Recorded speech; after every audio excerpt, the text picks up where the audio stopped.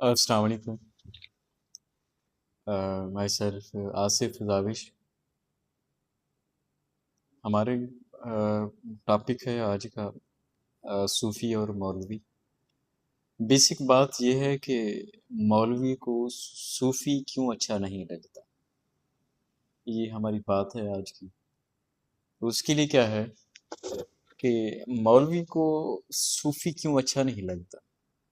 اصل بات کیا ہے، کیونکہ صوفی دیواریں کھڑی نہیں کرتا، وہ پل بناتا ہے. مولوی دیواریں کھڑی کرتا ہے. صوفی کا خدا رحمان ہے، رحیم ہے اور درگزر کرنے والا ہے. ملا کا خدا سارا دن ایک چابک لیے بیٹھا ہے، یہ غلط کیوں، وہ غلط کیوں. میرا سوال رب سے یہ ہے کہ مجھے جب پیدا کیا تم نے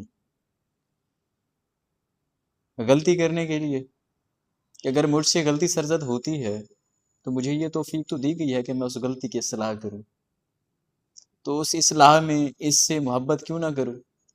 سزا سزا کے لیے خیال سے اس ڈر سے ڈرتا رہوں. اس اصلاح کی توفیق میں ایسے محبت کیوں نہ کروں. سزا کے خیال سے اس سے ڈرتا رہوں، پھر اس توفیق کی طرف بھی نہ جا پاؤں گا. صوفی ترک کے دنیا کا قائل ہی نہیں ہوتا، وہ تو دنیا کی دلدل میں گھسا ہوا بیٹھا ہوتا ہے، اور پھر اسے یہ کمال حاصل ہے کہ یہ دنیا سے چھو کے نہیں گزرتی. فارسی کا ایک شعر ہے کہ درمیانے کار دریا تختہ بدم کردہ ای، درمیانے کار دریا تختہ بدم کردہ ای، باز میں گوئی کا دامن ترکمن ہوشیار باش. ترجمہ کیا ہے اس کا؟ دریا کی مجدار میں مجھے تختے پر باندھ کر چھوڑ دیا ہے، اور پھر کہتے ہو کہ خبردار ہوشیار، دامن تر نہ کرنا. صوفی کا کلام یہ ہے، اور صوفی کا کام بھی یہی ہے.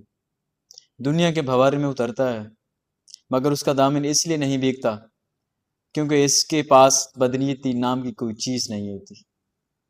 اور صوفی کو تو دنیا ہی نظر نہیں آتی، اس کے نزدیک دنیا ہی اصل حقیقت اور کائنات ہے. وہ اس کا فرق نہیں کرتا، اس کا وہ فرق ہی نہیں کرتا، اس کے ترک کیا کرے گا. Thank you so much.